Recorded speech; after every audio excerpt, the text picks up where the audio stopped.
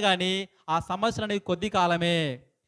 సమస్యలు లేవని చెప్పట్లేదు బైబిల్ గ్రంథము. క్రైస్తవుడిగా మనము దేవుణ్ణి ఆరాధించిన తర్వాత, యేసుక్రీస్తుని నమ్మిన తర్వాత శ్రమలు అనుభవించాల్సిందే.